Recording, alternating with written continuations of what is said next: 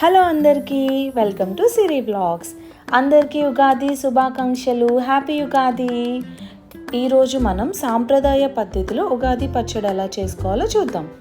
ఫస్ట్గా మనం కావాల్సిన ఐటమ్స్ ఏంటి అంటే tamarind, pepper powder, salt, jaggery, వేప పువ్వు అండ్ మ్యాంగో.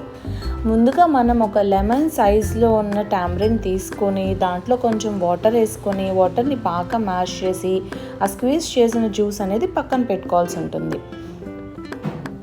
తర్వాత మనం ఒక బౌల్ తీసుకొని మనం ఏదైతే స్క్వీజ్ చేసిన టామరిన్ జ్యూస్ని మంచిగా మనం క్లీన్ చేసుకొని దాంట్లో ఎలాంటి తొక్కు వేస్టేజ్ ఏం లేకుండా ఆ జ్యూస్ అనేది మనం ఆ బౌల్లోకి షిఫ్ట్ చేసుకోవాలి.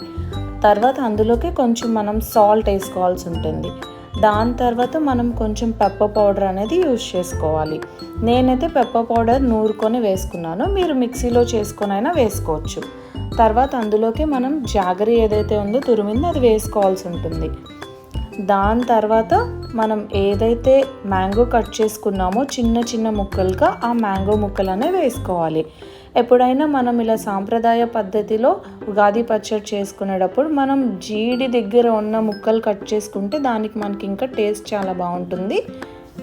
అండ్ నెక్స్ట్ వచ్చేసి ఇందులో మనం ఆ వేప పువ్వు అనేది యాడ్ చేసుకొని కలిపేసుకొని అట్లీస్ట్ ఒక 10 minutes పక్కన పెట్టుకున్న తర్వాత టేస్ట్ చేసుకోవాలి.